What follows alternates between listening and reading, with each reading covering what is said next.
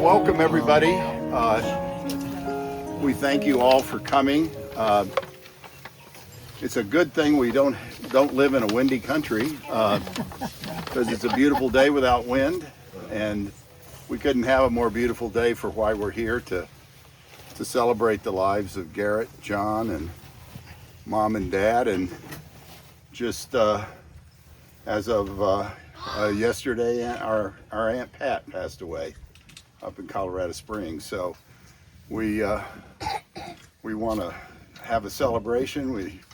It's not very formal, but we're glad you came. A lot of you came a long way. We appreciate that very much. And I'll just echo what John said. I look around at these dear faces, and thank you for coming to Mom and Dad's going away party, and for Garrett and John and Aunt Pat. And you know, somebody said these seats up in the front were for immediate family, and I said, hell, everybody here is immediate family. So sit in. That's very true. So I wanted to do something to bring in the energy and memory of those that have passed on before us. So we have roses here that I'm going to call out the names, and someone who has decided to do this will come up and put a rose in the vase. Okay? So we'll start with Grandpa George. Where is Matt? Our full service cousin. I'm here, Okay. ready to If you serve however needed. Okay, if you'll take a vase. Actually, why don't you just stay here and we'll do them together. This is for Grandpa George. This is for Grandpa George Travis. This is from Dad, because Dad, and this is for Grandma Leola. Yep. Put it there. And for Uncle Bob and Aunt Edna. So yeah, go got ahead people. and Okay. we'll Darn it. yeah, no, you're up here, You're so center good at stage, it. dude. Uncle Bob, man, I'm a flower person. And Aunt Edna. And Aunt Edna. Miss her too. And Aunt Jan. And Aunt Jan. Love Aunt Jan. And Uncle Don. Uncle Don. Miss Uncle Don. We do. And Uncle Jack. Miss Uncle Jack. And Aunt Pat. Miss Aunt Pat.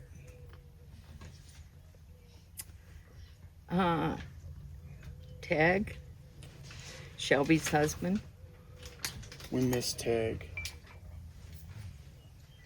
Robin. We miss Robin.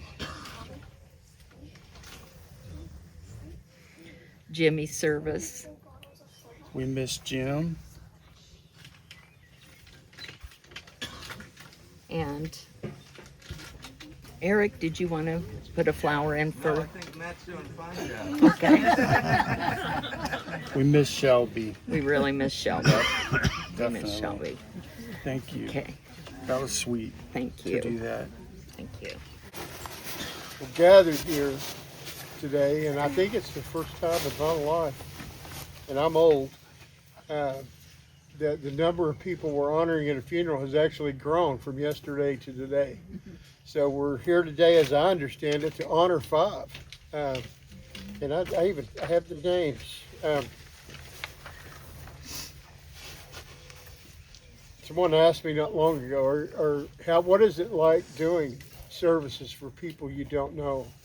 And in all honesty, sometimes it's a lot easier. Your distance makes it a little bit easier. I've done funerals for a lot of people I know well, and I didn't know what to say. So, but we're here today to honor John and Trixie Brown. We're here today to honor John Cannon and Grant Clark, and Aunt Pat is all I heard. Aunt Pat Edwards. Pat Edwards. What a neat thing. We used to talk about how unfortunate it was that families, the only time we got together, it seemed like we're at funerals. But I would like to turn that coin around. a little bit. I think that's the good side of it. Is that families, distance separates us, time separates us. We're busy. A lot of times that's the only time we have to see each other. So I want to encourage you to take real advantage of this time today to get reacquainted with one another and to tell stories and to do the things that you do. So I want to read, like I said, the 23rd Psalm. The Lord is my shepherd, I lack nothing. He makes me lie down in green pastures. He leads me beside quiet waters. He refreshes my soul. He guides me along the right paths for his name's sake. And even though I walk through the darkest valley, I will fear no evil. For you are with me, your rod and your staff comfort me. You prepare a table before me in the presence of my enemies. You anoint my head with oil. My cup overflows. Surely your goodness and love will follow all the days of my life, and I will dwell in the house of the Lord forever. So the way we're going to do this today is we're just kind of take this one at a time. There's no order necessarily, and kind of just approach it from that direction. First of all, we're here today to remember the life of Jack Brown. He lived a long and full life. His remarkable life journey shaped the exceptional man he came to be. Jack was born in June of 1925 in Alton, Illinois, the second child of Clarence and Georgia. His sister, Sarah Mae, was 12 years older than he. His father died in 1929 when Jack was 4. This was just as the Great Depression hit. His mother was a skilled seamstress, but work was hard to come by, and it didn't pay very well. Not enough money to raise a child. She moved in with family in Rockport, Indiana, where everyone pitched in to make ends meet. And Jack, for the first few years of after his father's death, stayed with relatives in Texas. Throughout his childhood, Jack lived with aunts and uncles and spent a lot of his time with cousins and friends. He moved around a lot, learned to cope with changing situations and a wide variety of parental figures, all of whom loved him and all of whom struggled through some hard economic times. Luckily, Jack was smart and spirited and resilient. He lived with his Aunt Martha and Uncle Bob near Dallas, who didn't have any children of their own. His Uncle Bob worked as a passenger conductor on the railroad and would often take young Jack along on his run from Dallas to Wichita Falls and back. Jack was 5 years old and remembered being awfully bored. When Jack started kindergarten in Dallas, the teachers realized that he was left-handed, and Jack remembered how they tried to train him to use his right hand instead. Jack recalled, I had to stand up in front of the room and hold my left hand behind my back and try to write with my right hand. I couldn't do it, and it embarrassed the hell out of me. The next year, he moved back to Rockport, Indiana, because they didn't have kindergarten in Rockport. Jack was placed right into second grade. He enjoyed spending summer days swimming in the Ohio River with friends. He also spent his days with his older cousin Lewis, who had an ice route. Jack would tag along on the horse-drawn wagon used to haul big blocks of ice on a regular route to his customers. Looking back on his childhood when he was in his 80s, Jack said, I think I was just naturally rebellious. I didn't like school. I didn't like discipline. Moving from place to place, from school to school didn't help. I ran away or threatened to a lot when I was little. Mother told the story that one time I threatened to run away and she helped me pack my bags. I left, and later Mom found me sitting on the curb in front of the house. I told her I'd come back because I'd forgotten my glasses. When he was in high school, he moved in with family friends who owned a farm a few miles away in Eureka. He helped on the farm driving a pony wagon and raising hay. No one had any money. Everyone was broke, he recalled. You had to go to the bank to borrow enough to operate from week to week, but we got along. We carried whole grain to the mill and got flour in 50 and 75-pound sacks. We butchered hogs and hung the meat in the smokehouse. We had chickens laying eggs all over the place. We had a herd of 20 milk cows, and the kids had to do the milking. Jack moved to Rockport for his junior year in high school. Then in the spring of 1941, he dropped out of school and found work training and exercising horses at the fairgrounds. The next year, Jack headed back down to Texas, where he worked on his Uncle Wilmot's farm, plowing and sowing wheat. He went back to school in Amarillo and enrolled in a work-study program. He went to school in the morning and worked at the Amarillo Printing Company in the afternoon. Then he quit school and worked at the Borden Ice Cream Factory. Jack was 17 when, along with many other young men, he decided to join the Navy. This was 1943. He went to sea on the USS Nashville and spent 2.5 years in the South Pacific as a gunner's mate. What an experience that must have been for a 17-year-old. The Nashville was General MacArthur's flagship for the Battle of Lake Gulf when the United States invaded the Philippines in October of 1944. The ship was hit by a kamikaze during that battle, and they anchored in New Guinea for repairs. In 1945, his ship went up the Yangtze River to China to liberate prisoners of war held in camps far inland. These experiences deeply affected Jack. He was discharged in 1945 when he was 20 years old, a much more mature person than he was just a few years earlier.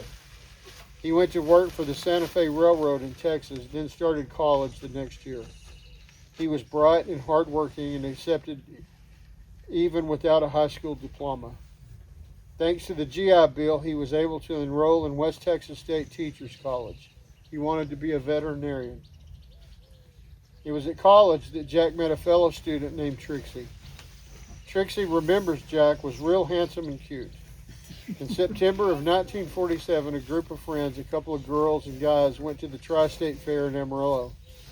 When she got on a ride, Jack stepped up to sit next to her, and on the next ride too. He stayed next to her, then he asked her on a date the next night, and then another date, and then another. And they both liked going to dances. Trixie says in the midst of their romance, they realized they had good chemistry. That chemistry sustained their relationship for the next 70 years. They married in December of that same year. Trixie's father had a farm equipment store where Jack helped out, and he also worked on a cattle ranch. It was during these years that Trixie's brother, who was a dentist, visited them. Jack struck up a conversation and asked about professional possibilities in dentistry. He was good with his hands, and he wondered whether working in dental lab would be a worthwhile path to pursue. Trixie's brother suggested dental school instead. And that's just what Jack did. He enrolled at the University of Texas in Houston in 1954 and studied at the School of Dentistry. Those were tough years. By this point, Jack and Trixie had 3 children, and money was, once again, very tight. Apart from going to school, Jack picked up whatever jobs he could. He got up early, delivered newspapers in the morning, and worked as a floor walker at a local department store during the day. He graduated in 1958 and went right into private practice in Houston. But building up his own practice from scratch right out of school was a struggle, so Jack recalled his experience in the military. He wanted to rejoin the Navy, but they had no openings for dentists, so in 1960, he enlisted in the Army. The family moved to Germany with him. Finally, they had enough money for groceries and could live in a nice apartment. They even had a Putzfrau, I think that's how you say that, a cleaning lady. Jack enjoyed his work as an Army dentist and head of the clinic. They spent 3 good years in Germany. They loved visiting the countryside, meeting people, taking the children to see the castles. In 1963, they moved back to Texas, and in 1964, Jack was selected to continue his dental training and received approval for an oral surgery residency, which took him to the University of Pennsylvania and the University of Michigan. In 1967, he graduated, and the family moved to California to Fort Ord, and Jack received orders to head to Vietnam. He served there from July of 67 through July of 68, a particularly active time during the Vietnam War, including the vicious Tet Offensive. He served with several other surgeons at a triage clinic in Long Beach, and it's been hard to imagine what his time in Vietnam was like. On some days, they would provide medical attention to 14,000 people, wounded, both soldiers and villagers. Thankfully, he returned safely after a year of duty. He retired from active duty in 1977, and after a few years of teaching at the University of Iowa, Jack opened a private oral surgery practice in Salinas, California, where he worked for another decade. After he sold the practice in 1989, he continued to work in dentistry as a substitute for colleagues in the area. He liked to work, and he was good at it. He retired from that on his 85th birthday in 2010. It was during these later years, when he was doing less dentistry, that he took the time to focus on a treasured hobby, working on model trains. He became a model train enthusiast. For 20 years, he opened his home weekly for small groups of like-minded enthusiasts for decaf, Oreos, and model train talk. As he approached his 90s, though, his energy and health declined. He and Trixie gave up their house and came to the Park Lane. Was a good move for them. In 2017, a bleeding ulcer marked the beginning of increasing medical challenges. It wasn't easy to cope with the inevitable gradual decline of advanced age, but Jack persevered with his wife Trixie at his side throughout. In 2018, Jack realized he would not be able to recover from a bout of pneumonia that had taken him to the hospital. He knew that his time was short.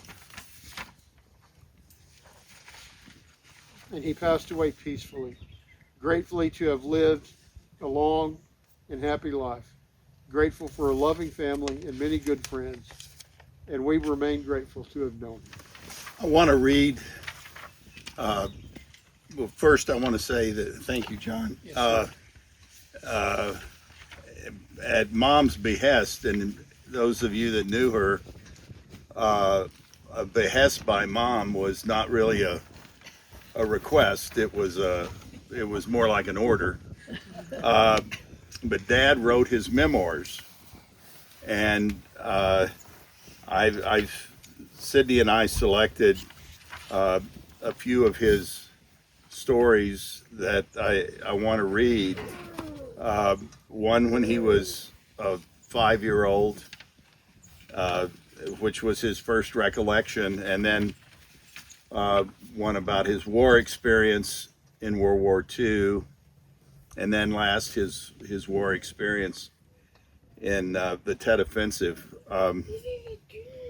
So I'll start with the story about his riding the train with his Uncle Bob. He said, my first recollection was living with Aunt Martha and Uncle Bob in Oak Cliff near Dallas. After my dad died in 1929, I was only 4 years old, and my mother sent me to live with relatives. Uncle Bob was a passenger conductor on the Fort Worth and Denver Railroad. His run was from Dallas to Wichita Falls, and he would often take me. We'd usually leave Dallas early in the evening, and he would put me in with the engineer up in the engine, and I would ride to Fort Worth about 30 miles away.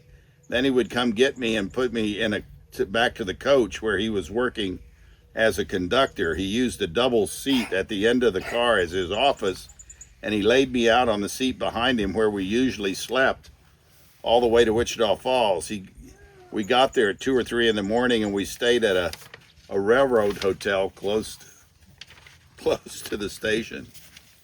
So the next part I want to read is about as you heard, Dad at 17 joined the Navy in 1943 and was sent out into the Pacific. He was a gunner's mate on the rear gun turret on a cruiser, a Portland class cruiser, the USS Nashville. And one of the highlights of that adventure was when that General MacArthur selected the Nashville as his flagship for the invasion of the Philippines in 1944. And Dad wrote about that. He said, I had the opportunity to stand a couple of wheel watches while MacArthur was aboard. He was a very quiet, inquisitive man. He would occasionally come down to the open bridge where we were standing. Of course, he didn't carry on a conversation with us, but he'd ask a pointed question, which was what was our course or our speed, and he expected an instantaneous reply. I guess being MacArthur's flagship was probably the premier distinction for the Nashville. Our trip to the Philippines was uneventful. The game plan was for us to go in and bombard for 3 days before they landed the troops, but on D-Day we pulled into Leyte Gulf and stopped dead in the water. We lowered the motor whaleboat, put a Jacob's ladder over the side, and General MacArthur went ashore. We sat there for 6 hours dead in the water. It was frightening.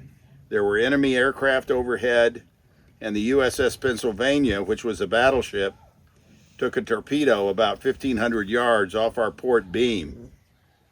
There was enough activity, we felt that we were a sitting duck, but MacArthur came back, we got out of there, then he departed our ship and we trolled outside the harbor.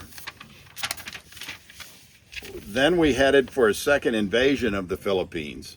We were a task force to lead the invasion fleet through the Surigao Straits around to the other side of the Philippine island archipelago and land troops on the other side of the island. The straits were long, tortuous, narrow body of water, and there was not much maneuverability.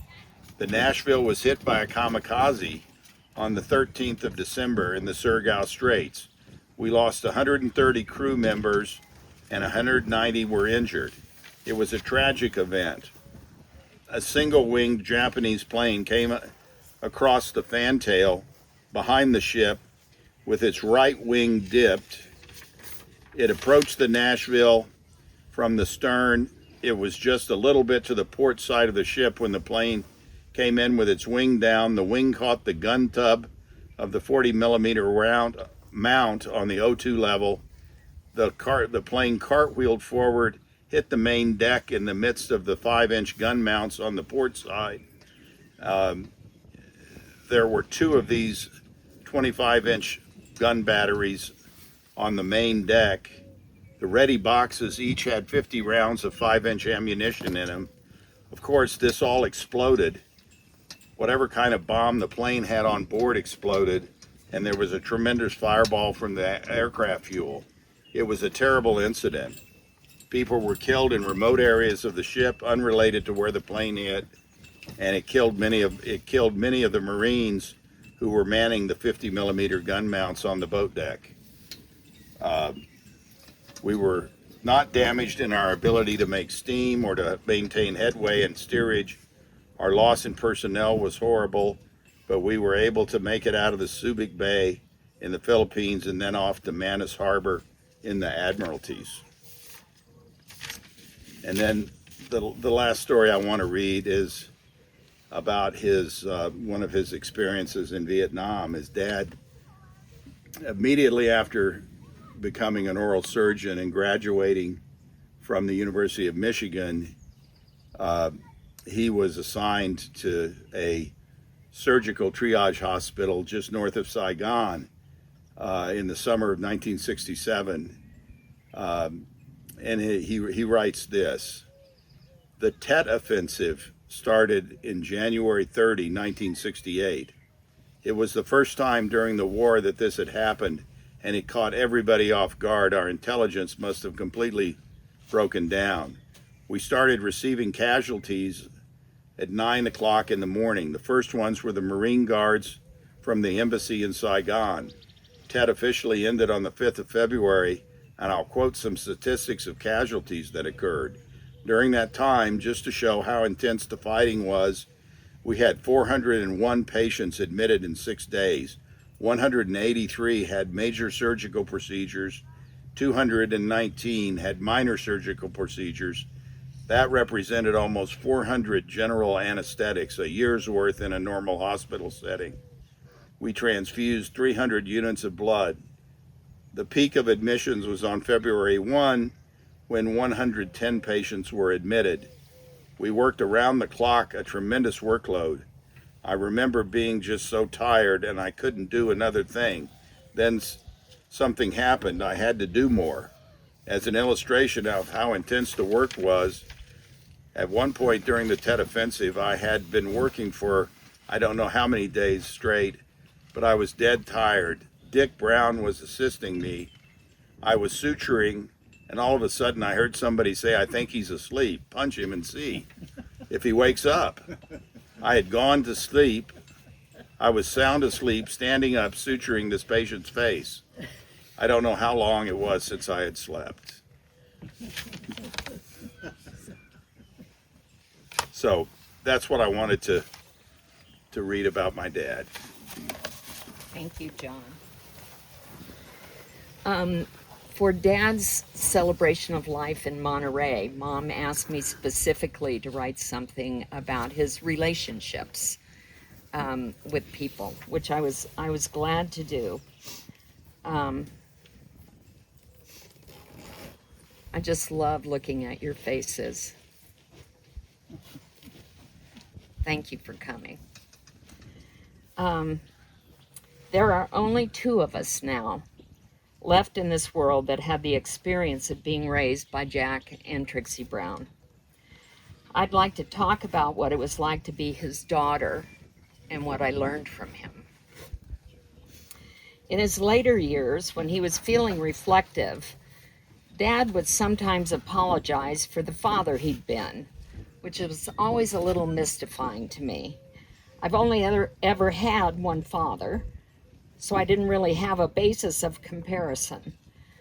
But at this point, I have taught classes for parents for over 30 years. So I have had the opportunity to meet and observe a lot of other people's fathers in the parenting role. And it didn't take very long for me to realize that I had a great father. He would tell me that he never felt like he knew what he was doing. Well, that would always make me laugh because every parent feels that way at some point in their parenting year, in their parenting career, if not most of the time. We all start out as amateurs. It's the ultimate on-the-job training. And the cycle usually goes something like this. We have no children, but we have all the answers for everyone else's children. Then we have children, and the minute they put the baby in our arms, we realize we don't know at all what to do. However, once we become sufficiently and deeply humbled by our complete and utter unpreparedness, then we can start to grow into the parent that child needs us to be. I believe that's a design element, not a design flaw. It's the way it's meant to be. And with luck, our children grow us up. I think that Dad set the bar very high for himself, and he demanded a lot of himself and wasn't quick to forgive his perceived failures. His own father died when he was just a little guy, plunging the family into extreme poverty. Dad didn't have a role model or that steady presence that says, "All is well, kid. I've got your back." I don't think he was unhappy, but maybe he didn't know what he was missing. I just always felt he had my back. I always knew that I had someone who was just a phone call away, who would listen to my woes or my latest life disaster and then would tell me that it would be all right and I would figure it out. He was always there, not necessarily fixing everything, but supporting me in figuring out how to fix it myself. And I usually could figure it out because I was raised to do that. He saw me as capable, and so I saw myself as capable. And guess what? I am capable. In spite of all of the do-overs. This is a characteristic of a really great dad. He sees you as your best self when you can't see yourself that way. And then you can learn to see yourself through his eyes as your better self. Not that he didn't make some pretty bonehead parenting moves along the way. There was a time that he got annoyed with us kids over something and said, "That's it. You kids are never watching TV again. So you can imagine how long that lasted. And Mom says she was in the kitchen with him saying, and so, Jack Brown, exactly who will be enforcing that? Anyway, it became a family joke, and periodically as an adult, I would at some point in the conversation say, hey, Dad, guess what I did today? I watched some TV. And we'd laugh. We weren't a perfect family by any means, but no one got too far off the tracks. He got us grown and launched through college and into adulthood. He saw us through our marriages and our growing families.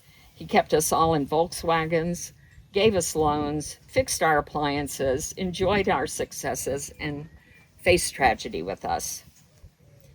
So when he would start to apologize for his parenting, I would just say, well, here I am. What do you think of the finished product? And we'd laugh. A favorite quote that speaks to me of Dad is, my father didn't tell me how to live. He lived his life and he let me watch. And it was through watching both of my parents that my values and ethics developed. Dad was a true gentleman. He treated my mom with respect and as an equal partner. He always treated women with courtesy.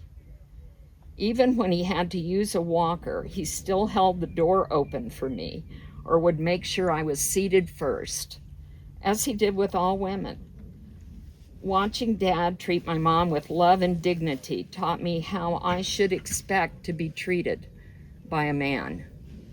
And as a result, when it was time for me to choose a life partner, I chose someone who treats me with respect and values me as an equal in our relationship. And Dad gifted me with that. He was a man of his word. He kept his commitments and earned the trust of people in his life because they knew they could count on him. He and Mom have both been terrific at making and keeping friends. He has had wonderful lifelong relationships that he valued and nurtured, and that gave him great joy. And these people were from all walks of life that shared his many and varied interests. Dad was always helping organize reunions, his dental school class, the Nashville crew, the 24th evac hospital. He looked forward to every one of those. Also, Dad was really a total egalitarian. He accepted and enjoyed people just as they were. He was equally at home rubbing shoulders with generals or privates. He was a farm boy from Texas, and he never forgot his roots or thought he was better than. I've never seen him happier than when he had his ball cap on and alfalfa in his mouth, kicking the dirt with the toe of his shoe, and talking about the price of wheat and who was planting what in the South 40 with our Texas family and friends. But that's probably because I never got to attend a train club meeting, because we all know how he enjoyed that. Dad and Mom showed us both how important it was to welcome people into our lives. And as a consequence, both John and I have had great lifelong friendships too. They taught us the value of big, inclusive love. I also want to mention that we grew up as Army brats, and we moved often, even by military standards. There were some drawbacks to that. I hated leaving wherever home was at the time and starting over somewhere new. I used to fantasize about what it would be like to live in the same place and go to school with the same people. And we didn't live near our extended family, and so we missed that experience. But on the whole, living in so many different places and countries absolutely changed my worldview. Meeting different people, experiencing different cultures, learning different languages made me a different, and I think a better person. It taught me how to think more expansively, how to appreciate not just the differences, but also the commonalities between us as people. In this big world that is getting smaller, with all the chaos and hyperbole and really complete weirdness that is going on, it has served me well to be able to focus on the commonalities among us. It gives me hope because I know we humans are better than this, and I think our common humanity eventually will win the day. I don't for a minute think that Dad joined the Army to broaden my horizons, but in fact, that's what it did for me, and I'm grateful for that. And did I mention his work ethic? Oh my God, he was the hardest working person I know. Work was his standard. A good day was measured by how much he got done. Well, Pop, you got a lot done.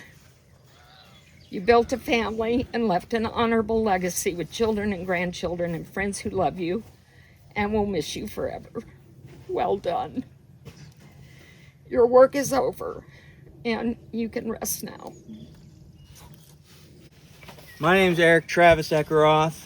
I guess I'm representing the Travis in that today. Spent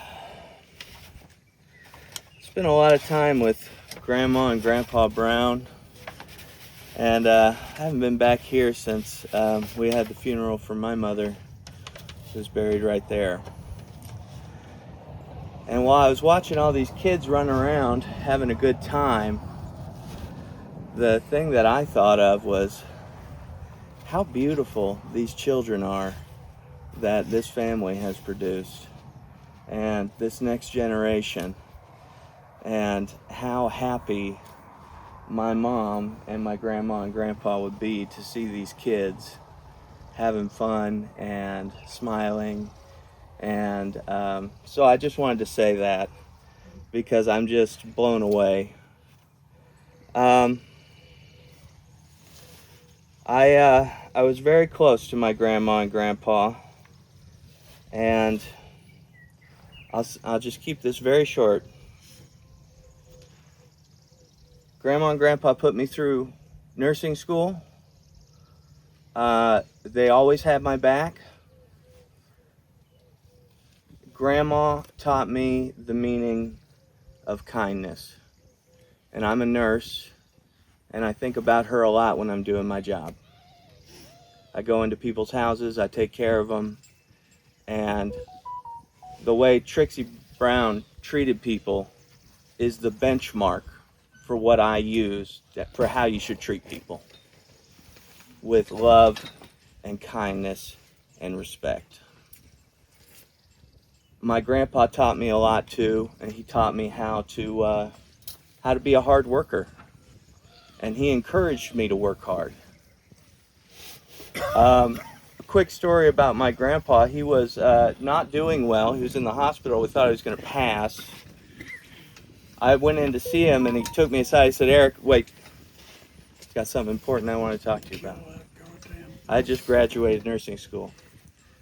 And he said, "Sit down right here. I want to talk to you about something." I said, "Okay." He said, "Have you thought about becoming a physician?"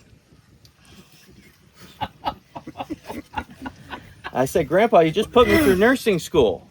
I'm not going to become a physician.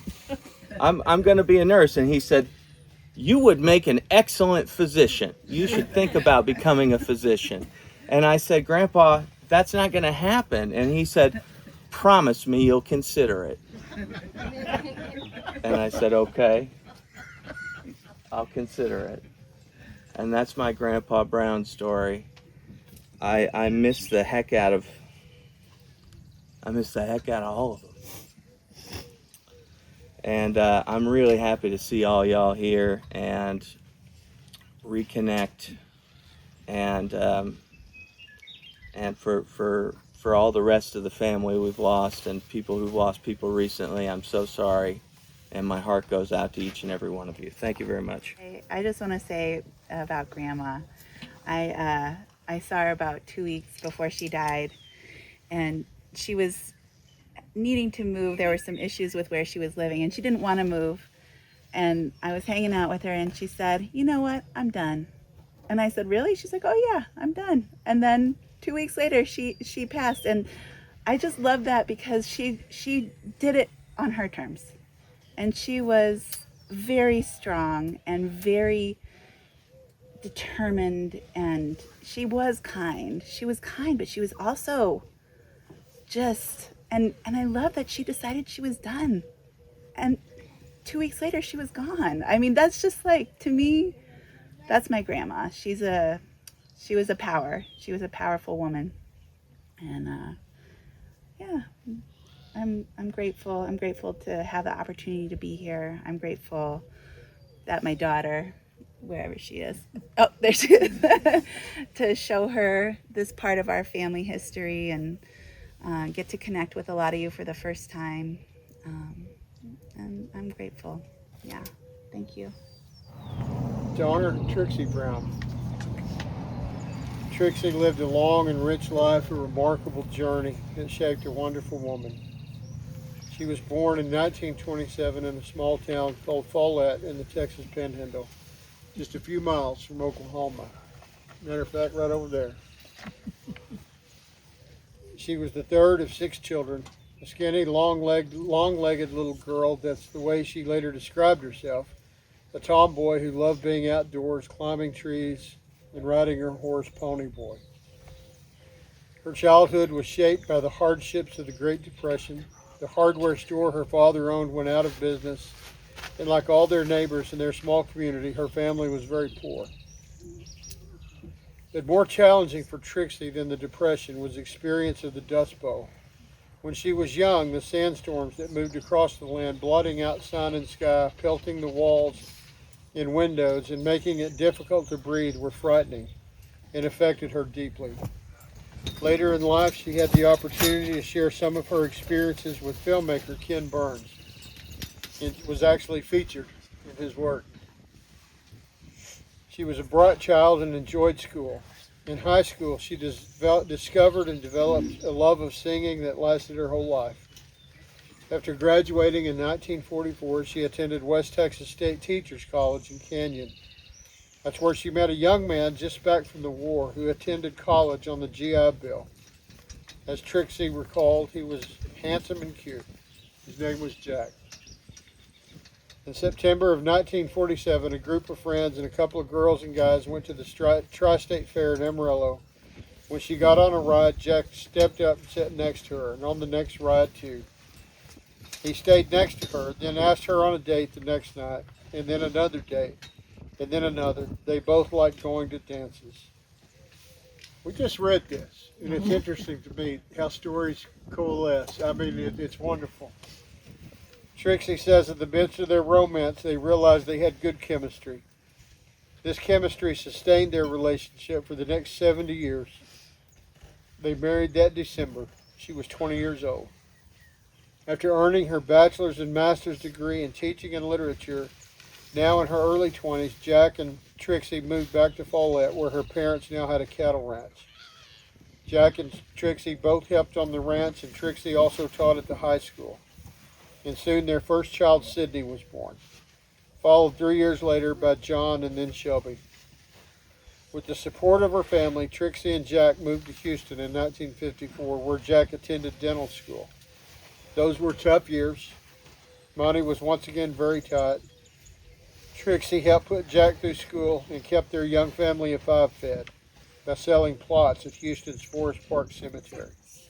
She was a great door-to-door salesperson, and each year placed among the company's top 10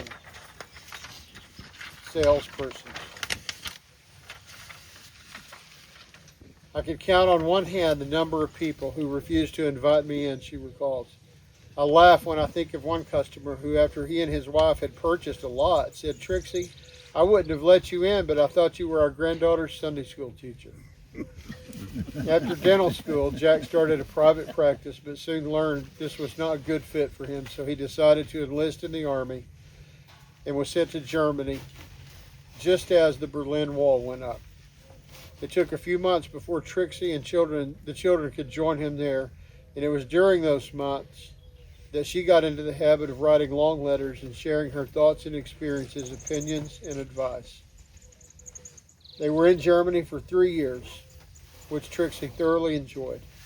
She loved being overseas and traveling around Europe. When they came back to the States, Jack continued dental training and became a surgeon.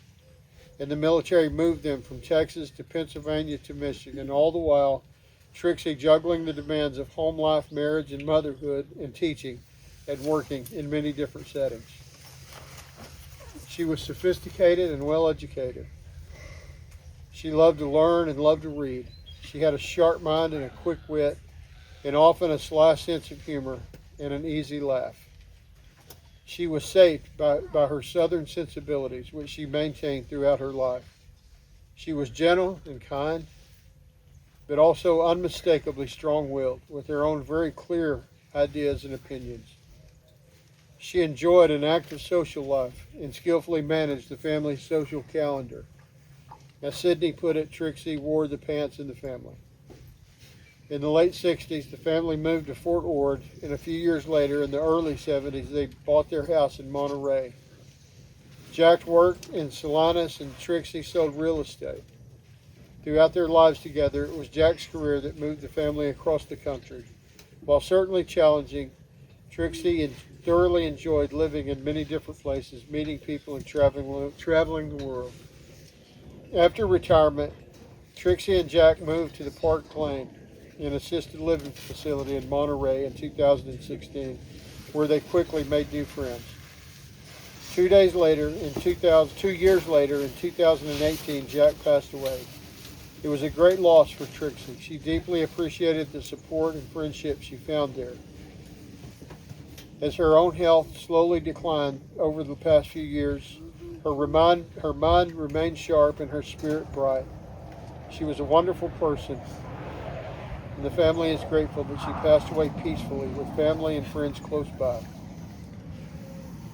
Lovingly and beloved, we remember. So I wanted to write things that I loved about my mother. I loved that she always had a book within reach, usually more than one, usually with a bookmark made from whatever was lying around. She was my best source for book recommendations. She always knew what I'd love before I did. Her shelves, her reading lists, her suggestions, they not only changed how I saw the world, but they taught me a lot about her. I loved how my friends always knew I'd been with my mom because I sounded Southern again. Just being around her brought that part of me back, like slipping into kind of a patois full of colorful Texas phrasing and long, drawn-out vowels, and lots of bless your hearts and all y'all and things that we didn't generally hear in Monterey. I loved that when my oldest child was still an infant, my friends were carefully picking out these adorable grandma and grandpa names that their children were going to use. And I remember thinking, I thought the kids did that. I thought the kids decided what they were going to call grandma and grandpa. And so my oldest, Alexis, did. She made the decision as a 2-year-old.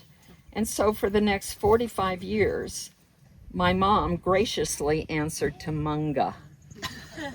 Not just with my daughters, but with all of her grandchildren. And she wore it with pride and love. She was just fine as Munga. I love that my mom had a signature response for just about everything.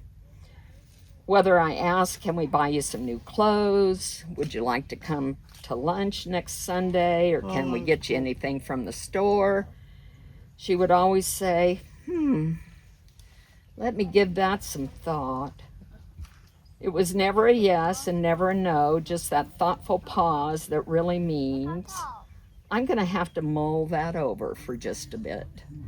And it kind of reminds me of the story of when Mom and Dad were getting married and their home wedding. And at the last minute, Mom had cold feet and was ready to pull out because she just had to think about it a little more. And Grandpa grabbed her arm, tucked it into his, and marched her down to the living room for her vows. I love that my mom was known within the family as Command Central, or the big boss. She was the one in the family that everyone came to for advice and help with difficult situations and decisions. There were 16 of us first cousins, and all of us went to her for advice. And in the past weeks after Mom passed, I'd been hearing the various ways that Mom had helped them with her common sense approach to life. And then my cousin would usually say, but she probably told y'all about that. Or you probably know that already. But the answer was always no. She never said anything. She was the soul of discretion. I loved that my mom would always say, I could never eat all that whenever my husband served her an enormous bowl of peach ice cream. But every time, and I do mean every time, she rose to the occasion and ate every bite. That woman could really eat when she wanted to. And at the same time, she made it look like she was doing him a favor. I loved how easy it was to make my mom laugh. I could say the most outrageous things, knowing full well she'd burst out laughing and finish with, "Oh, heavens to Betsy, Sydney Jan." I loved how my mom cared about fairness and justice, not in theory, but in practice. She actually thought about things like serving on the grand jury, which most people spend their energy trying to avoid. She believed in doing her part. She had strong political views. She wasn't afraid to speak them, not to provoke, but because she cared about what was right. She didn't need agreement. She needed the truth. I love that my mom valued education for its own sake. She was a lifelong learner, not because she had to be, but because she wanted to be. And she raised me to be a lifelong learner too. I'm forever grateful for that. It shaped who I become, and it shaped how I see the world. I love that my mom had a sense of adventure. We lived in different places, we did different things because she said yes to change. It gave our family a life that was worlds away from what she'd grown up with. She was very grounded in life in a small Texas town.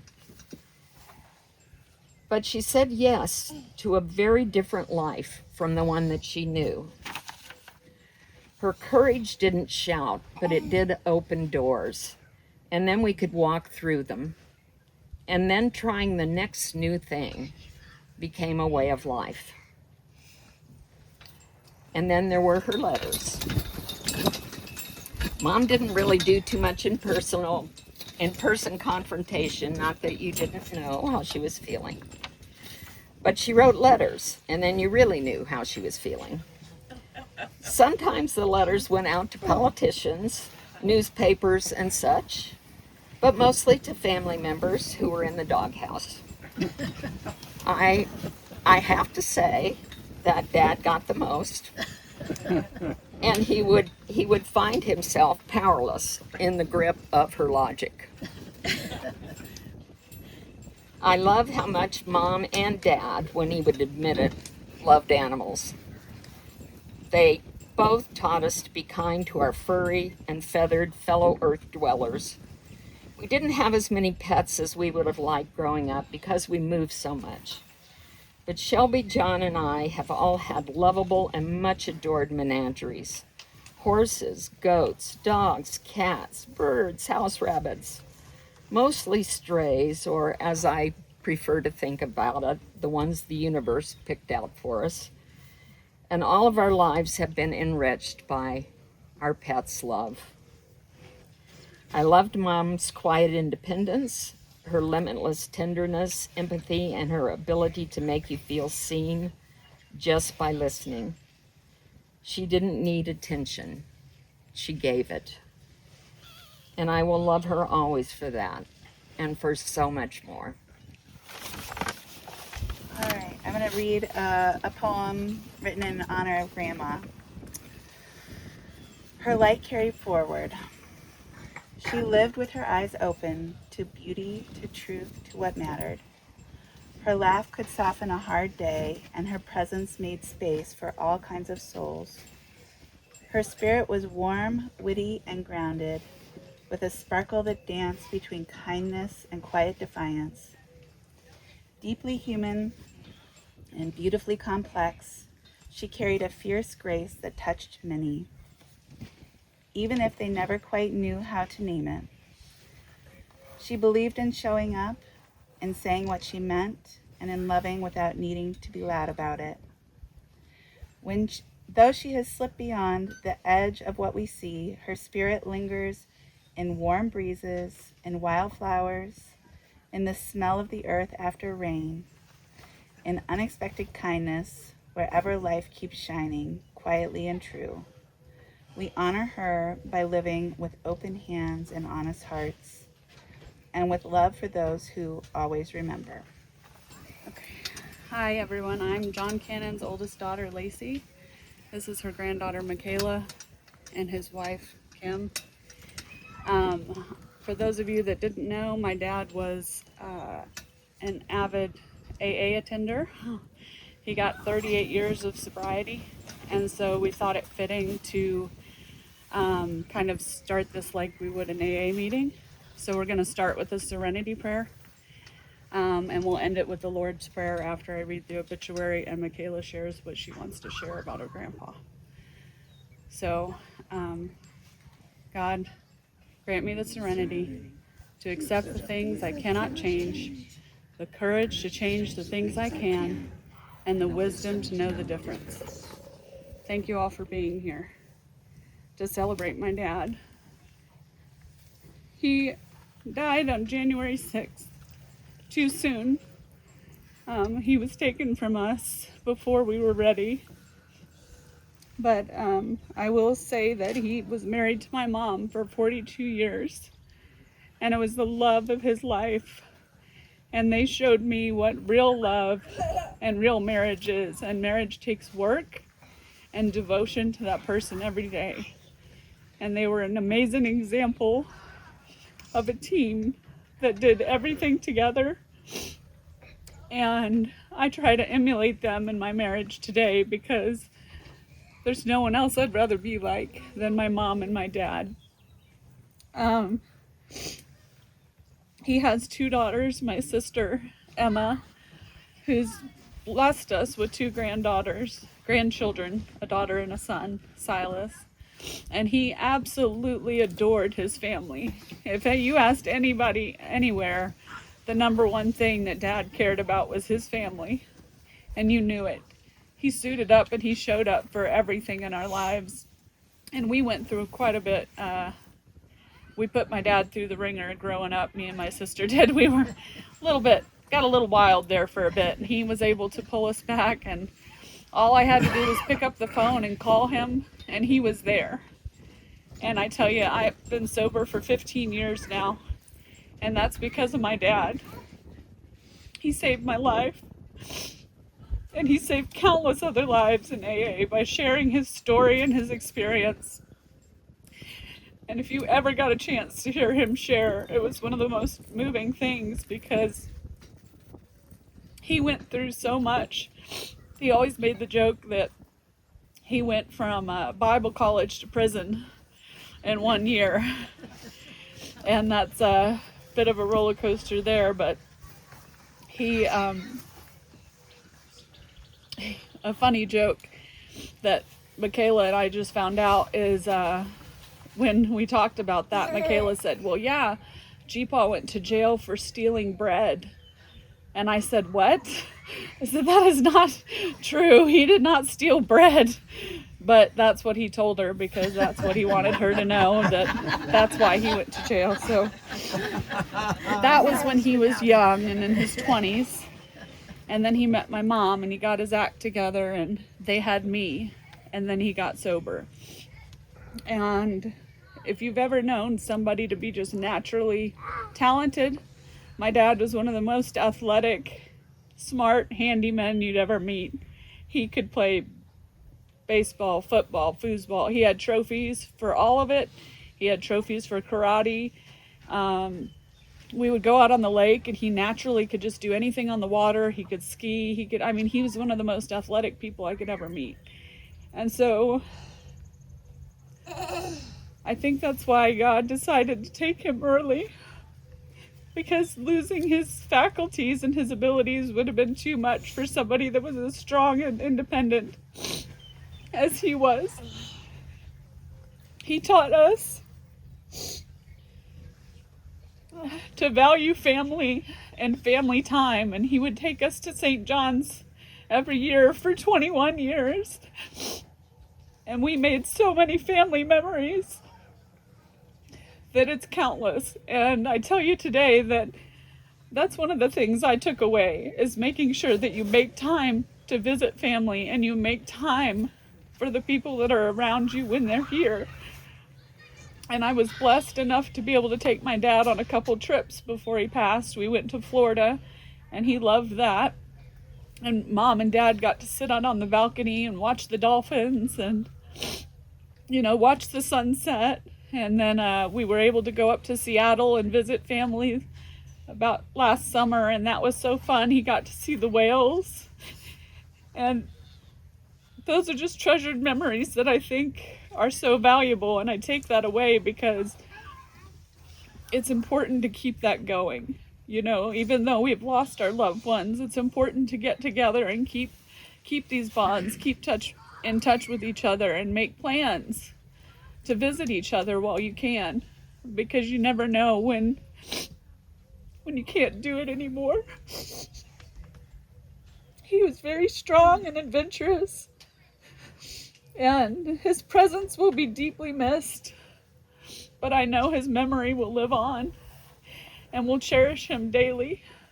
Later on, we have little cards if you want to take a little card about him, and photos. We brought a couple photos if you guys want a picture of my dad, just to remember him by. I just can't say enough good things about my father and how missed he will be. I think that's all I had on there. It was better written than what I said, but I just kind of used it as a guide. But I just want to thank you all for showing up and letting us be a part of this and cherish my dad and celebrate him here with you all and letting us be a part of this. So thank you. Hi, for those of you that don't know me, I'm Michaela, John's favorite granddaughter. My brother, he was G-Pod to me, he was dad. Even though he wasn't actually my dad, he was there for basically all my life. He would do dad things with me, like take me to school dances, Six Flags with just me and him, Pirates Cove, and every year I would give him a Father's Day card because he was another father. We all wish we could have had one more hug, one more breath, one more of everything. I miss his cough, his laugh, even his yelling. Words can't express the amount of sadness and anger not just me but all of us feel. He will forever be missed, but what I've learned through grief is that you can't avoid it or shut down, you have to get through it, because that's what a G-Po would have wanted. So it's not goodbye, it's see you later. Okay. And that's all we had prepared, so we're just going to close in the Lord's Prayer. Our Father, who art in heaven, hallowed be thy name. Thy kingdom come, thy will be done, on earth as it is in heaven. And give us this day our daily bread, and forgive us our trespasses, as we forgive those who trespass against us. And lead us not into temptation, but deliver us from evil. For thine is the kingdom, and the power, and the glory, forever and ever. Garrett was my son. Most people remember him as the little red-headed boy at Deer Valley Ranch. And when I look around and see all the red hair, it just makes my heart feel good. Anyway, I'll tell you a little bit about him. He was born in Kerrville in 1979 and spent most of his life in the Austin-Pflugerville area. We moved to Pflugerville. He grew up there during that time when you could ride your bike at the park and play in the creek and do all those things, and you didn't have to watch them all the time. He moved to Austin. He was a bit of a wild child, loved it there. Austin was a place that he fit really well. He met his wife, Lisa Hines, in their apartment complex, who was also a redhead. And they, got together, they got married, they had twins in 2008. So there's 4 redheads, boy and a girl, Olivia and Griffin. Olivia and Griffin have just turned 18, and they're graduating high school this year and getting ready to start their life. When they were freshmen, Garrett had a massive stroke in the Ponds region, and for if you don't know what that is, it's kind of back here where your brainstem is. And it was very, very debilitating. He really persevered. You know, he fought for his life, and then he fought to recover. And he had so much courage for someone who was very active, like you were talking about John being active. Garrett was a very active, avid fisherman, craftsman, artist. He lost the ability to do most anything except move one hand. So we went through various rehabs and hospitals, and he came home, and he decided that he was going to heal himself and walk the Appalachian Trail.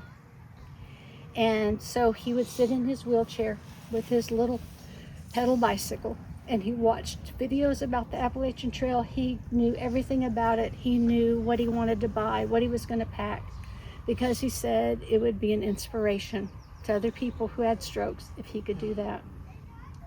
So the sad thing is, with his condition, infections begin to take over. And so that's ultimately how he passed. He had an infection, and he just didn't get over that one. We'd been through many, but he didn't win that battle. But one thing he said that I want to take away, and I hope everyone thinks about, he said a lot of people are alive, but they don't really live. And he wanted to really live, even though his choices were small, like what can I eat today? That was how he lived. He picked those things he loved. He hung on to that, and he hung on to that till the very last day. So thank you for letting us honor him today, and you know, we miss him. And I'm going to read a poem. Our mother picked this poem for him. She just said it was him all over. Yeah, it really is. It's called Song of the River by W.R. Hirsch. Hang on a minute, Matt.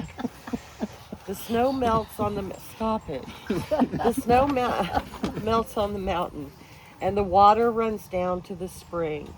And the spring, in a turbulent fountain, with the song of youth to sing, runs down to the righteous river, and the river flows to the sea.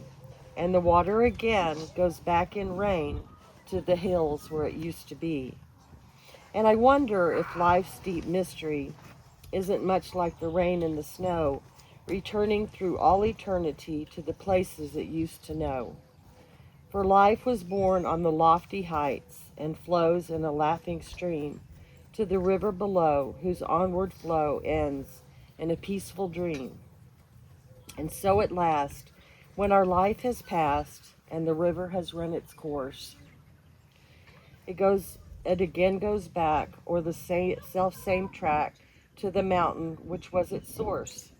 So why prize life, or why fear death, or dread what is to be? The river ran its allotted span till it reached the silent sea. Then the water harked back to the mountain top to begin its course once more. So we shall run the course begun till we reach the silent shore. Then revisit the earth in a pure rebirth from the heart of the virgin snow. So don't ask why we live or die, or whither we will go, or whither or when we will go, or wonder about the mysteries that only God may know. Did you want to Linda say already stole my story about the Appalachian Trail. I didn't have anything prepared, but You could tell about the fight about the tent. No. I could tell a lot of stories, but Garrett was a pistol, I'll just say that. And he fought to the very end, and he was very, very brave. He was so brave. He wanted to live, he was going to get better, and every day he just kind of did his thing. He was okay. I mean, he was okay. You know what I mean? Mm-hmm. He was okay with, I'm willing to go through this so I can get better, and that takes a lot of character and a lot of courage. Yeah. So I personally think and know that Garrett is still here. He's not here, he's somewhere else where we go next. and I think he's fine. I do. I do, Linda. Yes. You know, Linda, I remember Garrett. Thank you. I remember the red hair, but the first when we were at Deer Valley, I'm probably ratting your dad out here, but you were on a vegetarian kick, and I think you may still be on that. When you weren't looking, your dad was slipping Garrett some barbecue.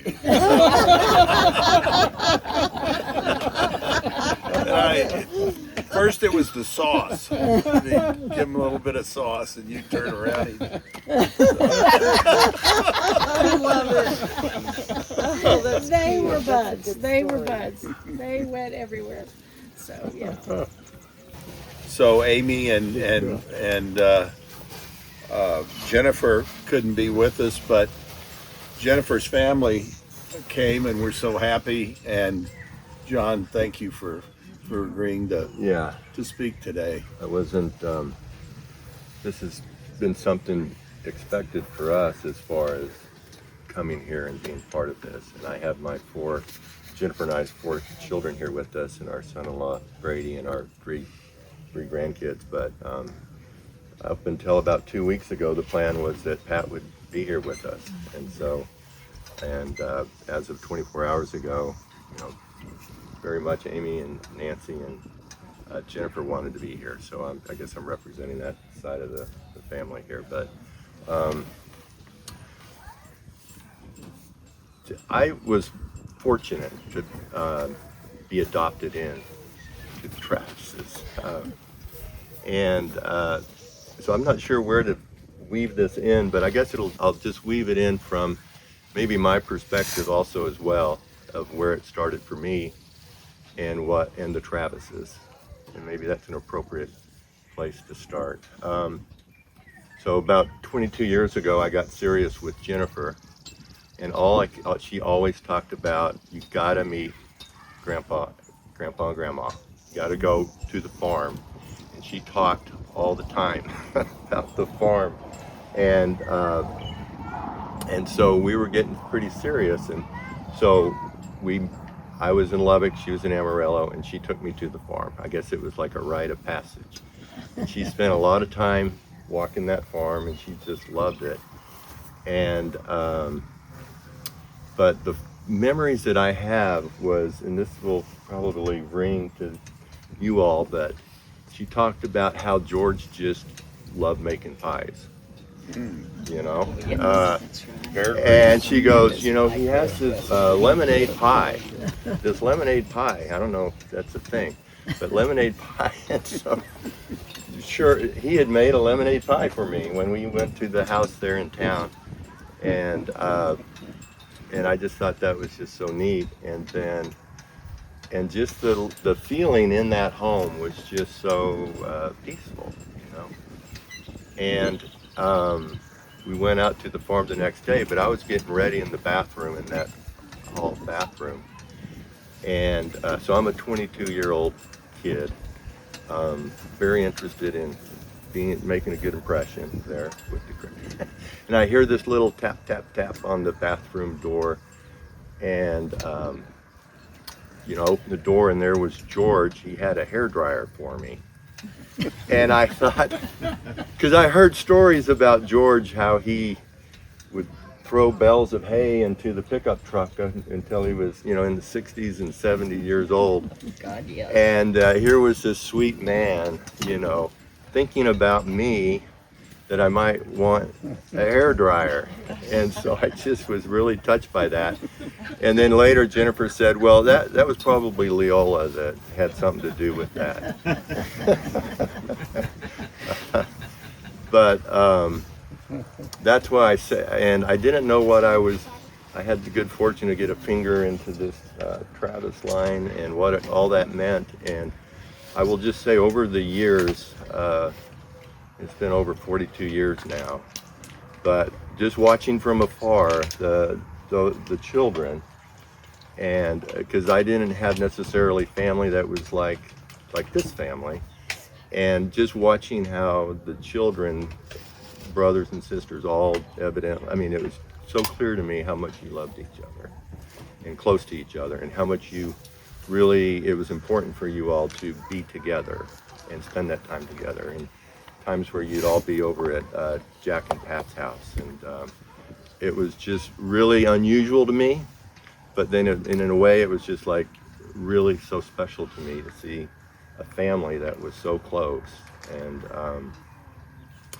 And actually on that trip, it was on that trip I drove back from Amarillo with Jennifer on the road back to Amarillo, where I proposed to her in the little Dodge Omni. So, and then that gets me into Jack and Pat, and of course they were in Guam at the time when all this was going on. So I thought, well, I better call Jack and make sure I do this right, and ask for his daughter's hand in marriage. And so I can't remember the time zone differences, but I called up Jack to ask for, because Jennifer really described Jack in a way that when you were reading this about Jack Brown, I thought that sounds a lot like Jack Edwards. But so I thought, I better do this right. So I asked for Jennifer's hand in marriage over the phone while he was in Guam. And of course, Jack graciously said, well, there ain't anything I can do about it. Of course, that was his first words to me. So that was just pure Jack Edwards. And, but I accepted that one. So but I guess I'll just say that being fortunate enough to be part of this family, and I know Amy and Nancy's also on the phone, we're recording this here, so, and I know how much the Travis line also meant to Jack Edwards. I mean, he really, really, I think there's just a lot of pride in being part of this family, just from everybody, honestly. And, they raised 4 beautiful children, and I wish that they could be here, and I'm just sorry that I'm the one here that's representing, and Pat could not be here, or Jennifer, or Amy or Nancy, but I just wanted to share some thoughts about my deep respect for the Travis family, and just for people that kind of watch the family from afar, that it's noticeable. And I will just say about Trixie, I didn't have a lot of conversations with Jack Brown, but Trixie, kind of over the years, occasionally there'd be phone calls with Trixie, and she managed to always, I don't know how to explain it. She just made you feel really special, when you're on the phone with her. And she always kind of kept Jennifer in her pocket a little bit. And so those conversations with Trixie over the 40 years, and I'd always get off the phone and she'd always make me feel really good. And she never failed to have like a little bit of wisdom somewhere in that conversation. And I just always loved being around her. We were able to take a trip and spend some time with her, but I think they were both such special people. So, thank you. I hope that was appropriate, but Thank you, John. feel very fortunate to be part of adopted into the clan, I guess. I feel very fortunate that you're in the clan. Thank you. Pat was really took me in as a son, and she and I had a very special relationship, and I know that, and I just love Pat, and I just would be remiss if we left without me saying something to honor Pat. She was such a wonderful person, and really opened up her heart to me and my family, and to obviously to the daughters there. But I could tell a lot of stories and a lot of things, but I just wanted to say that about Pat. Yeah. I'm a Christian and I'm a pastor. but it's not really my job to preach to you today. I think I have two jobs. That's to honor those that have gone on and to honor you as the family. And I've thoroughly enjoyed sitting here watching you chase your kids around. Uh, it harkens back to my own life, is how fast it goes. I mean, I remember when my parents were chasing my generation around, and then it was just a blink of an eye. I was chasing my kids around, and now in another blink of an eye, they're chasing their kids around. And we hear the statement all the time that life is hard, and I don't really agree with that so much, because it insinuates that life is bad or hard all the time, and it's not. But life is real. I mean, that's the best way I can say it. It's real, and I've appreciated the realness that I've experienced here with you today, and it gets really real sometimes. You know, I remember when our son was born, my wife and I thought we were expert parents and going to be expert parents, and then the people at the hospital made us take him home, and it changed everything. We realized we didn't know anything, and I really don't know that we do. I mean, I think we go through life learning. You know, we never quit learning until the very end, and I hear people often say that death is a natural part of life, and you're totally free to disagree with this, but I don't think it is. I don't think we're made for it. I think we were created without it, and so it's always been a little foreign to us how we deal with it, and unfortunately we have to, and it's good. So I've appreciated you. I've appreciated your stories. When you hear that people were married for 70 years, that's not easy to do. I mean, sometimes it's not easy 7 years or 7 days. I mean, sometimes you worry about the next 7 minutes. But 70 years, that's an incredible legacy. And I appreciate you asking me to be here. And so today we've honored 5, and we're gonna commit 3 to where they came.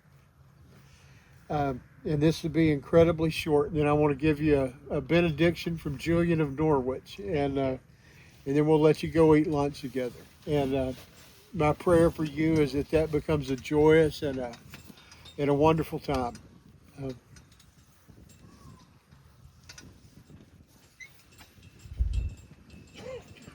the book of Romans, the Apostle Paul said, "The same God that raised Jesus from the dead will give you life through the Holy Spirit that dwells in you."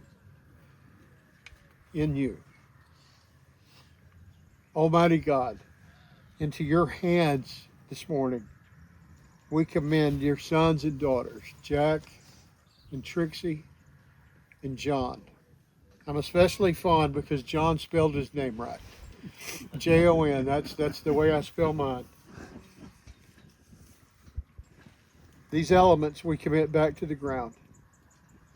Earth to earth, ashes to ashes, and dust to dust. We thank you, Lord. In the midst of everything that we don't understand, that you do understand. And we ask for your understanding. We thank you, Lord, for lives that have been lived as the best way we know how. And dare I even say, yes, Lord, we thank you, God, for the hurdles and the pitfalls that we've experienced. We've heard this morning about great depressions and illnesses and all kinds of things. But that means that life is real. Amen. You know, someone asked me not long ago, if you could sum up the Bible itself in one word, what would it be? It'd be life. Life, period. Just life. Life. In the beginning, God created. It was on that one of those days of creation that he created Adam and Eve from the dust of the ground. And then the very next phrase said he breathed life into them. And the New Testament tells us that Jesus came, why? So that we might have life and have it abundantly to the full. It's all about life. Life is so important. It really is. I want to leave you with the benediction. And I love this prayer. And I appreciate you mentioning it because I hadn't read it in a long time. It comes from Julian of Norwich. All will be well, and all shall be well, and all manner of things shall be well. For there is a force of love moving through the universe that holds us fast and will never let us go. Amen, and blessings on you.